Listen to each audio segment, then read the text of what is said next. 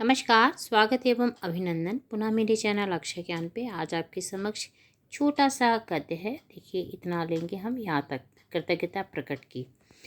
यहाँ राजा ने यहाँ से यहाँ तक का इसको लेकर उपस्थित हुई। इस गद्य में हम कुछ प्रश्नों का निर्माण करेंगे, साथ ही हम व्याकरण के भाग को भी देखेंगे इसमें, और इस गद्य में क्या बताया गया ये भी जानेंगे। तो आइए पहले गद्य को देखते हैं। ये जो पाठ है, अपना स्थान स्वयं बनाइए, कन्हैयालाल मिश्र प्रभाकर जी द्वारा लिखा गया है। ये हमारी कक्षा 6 की पुस्तक अक्षरा से लिया गया है। राजा ने एक दिन अपने मंत्री से कहा, मुझे अपने लिए एक आदमी की ज़रूरत है। कोई तुम्हारी निगाह में जचे तो बुलाना, पर इतना ध्यान रखना कि आदमी अच्छा हो।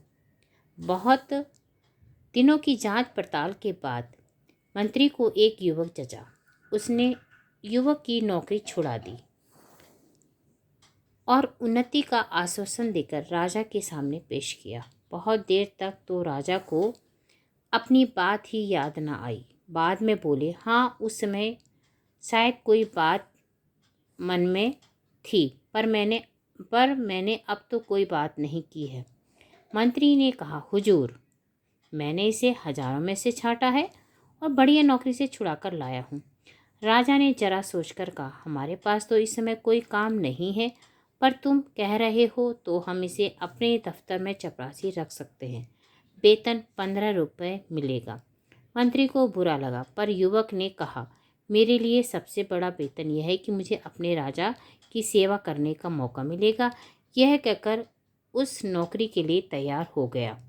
और मंत्री जब उसे दफ्तर छोड़ने गया तो वहाँ धूल थी, क्योंकि राजा वहाँ न कभी जाते थे और न काम करते थे। यह देखकर मंत्री दुखी हुआ, परंतु वह युवक इतना होने पर भी खुश था। उसने अच्छा स्थान दिलाने के लिए मंत्री के प्रति कृतज्ञता प्रकट की। अब ये देखिए प्रश्न, इसमें से हम सर्वप्रथम प्रश्नों का निर्माण कर लेते हैं, तत्पश्चात व्याकरण के भाग को देखते हैं। कहानी तो इसमें समझ ही आ रही है कि एक राजा था, उसने मंत्री से कहा कि मुझे एक अच्छे युवक की। अच्छा युवक ये होता है जो ईमानदार हो, कार्य के प्रति वफादार हो, वो अच्छा युवक हो। तो अब इसमें से इन्होंने इतनी बात अपनी कही है, तो राजा के लिए मंत्री जी लेकर के आए और उसे हजारों में से छांटा था।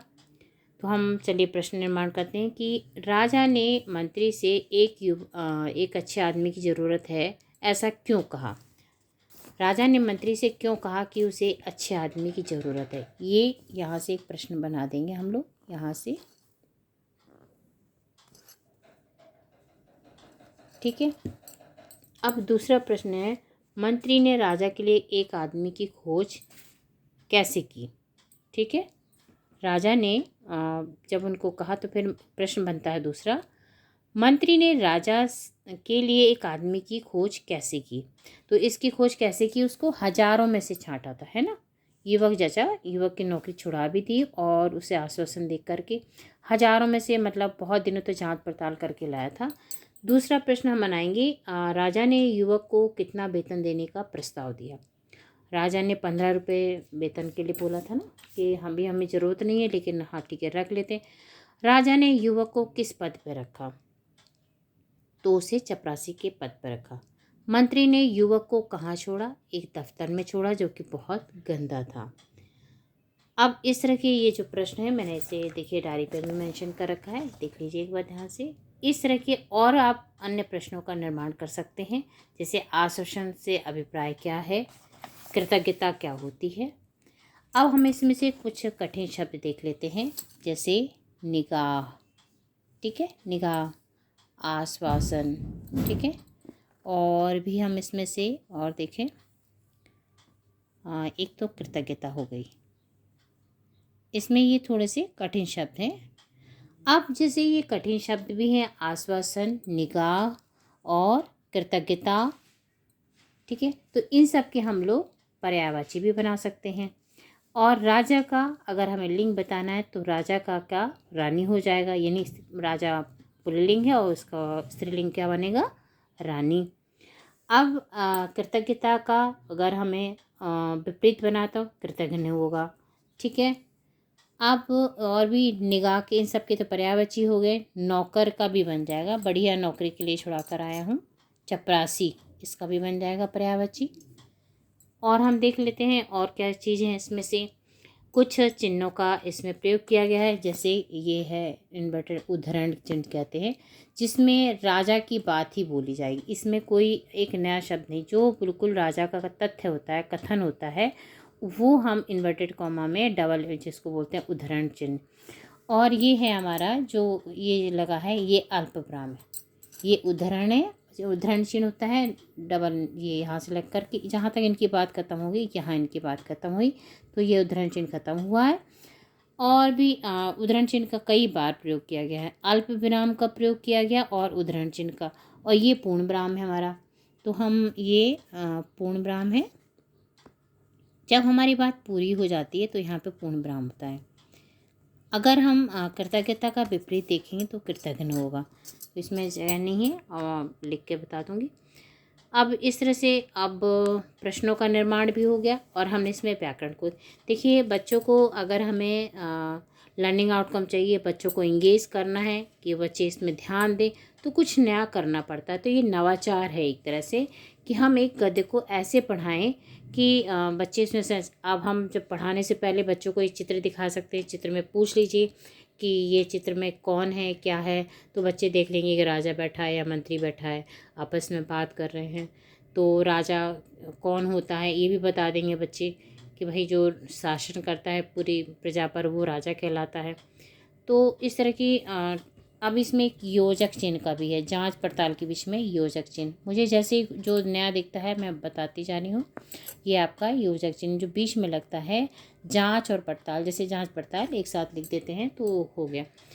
अब और देखें इसमें से जैसे हुजूर, ये दूसरी अरबी फारसी में जो शब्द होते हैं उस तरह का है ये।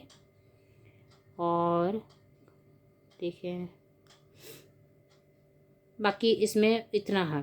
तो हम इसमें देखें कि एक राजा था, उसने अपने मंत्री को आदेश दिया कि मुझे एक अच्छे आदमी की ज़रूरत है, और उसने ला कर के भी दिया, उसको 15 रुपये वेतन पे रखा उसे। और अच्छा इसमें एक चीज़ इम्पोर्टेंट प्रश्न बनता है कि युवक खुश क्यों था। देखिए मैंने इस प्रश्न को बनाया हुआ भी आपको, ये देखिए इसमें है कि युवक क्यों खुश था। युवक इसलिए खुश था कि पैसे ज़रूर कम हैं, लेकिन जो स्थान मिला वो अच्छा स्थान, यानी अच्छा स्थान दिलाने के लिए, अच्छा स्थान दिलाने के लिए वो इसलिए खुश था।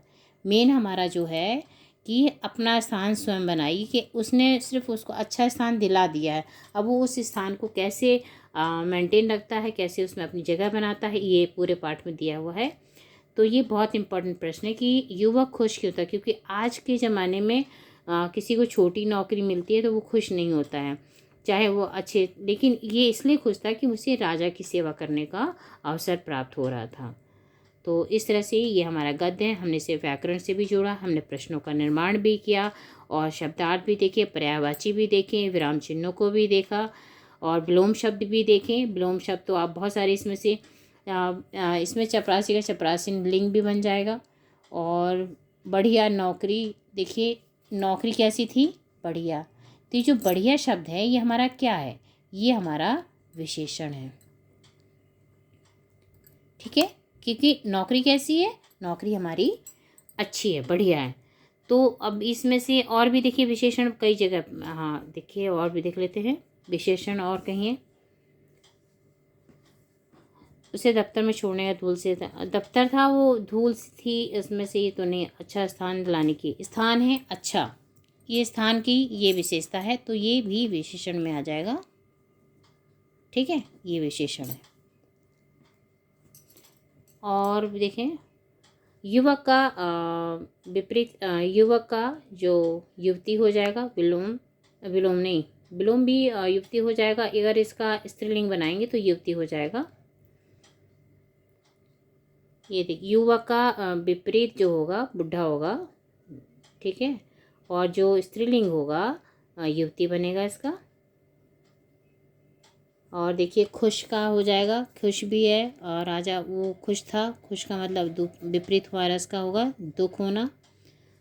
देखिए बहुत सारी छोटी छोटी, आप बहुत ध्यान से इसे करेंगे तो कम से कम आधा घंटा आराम से इसमें लग जाएगा। हम कोई भी एक एक शब्द को बहुत अच्छे से लिखेंगे। ये देखिए काम, इस समय कोई काम, काम होता है जो काम को भी कौन सा शब्द है ये, तत्समय तद्भव है ये वाला, तो इससे भी बता सकते हैं। और काम कार्य के हम इसमें से पर्यायवाची भी बता सकते हैं क्या क्या हो सकते हैं। तो इस तरह से हम इस गद्य को यहीं समाप्त करते हैं।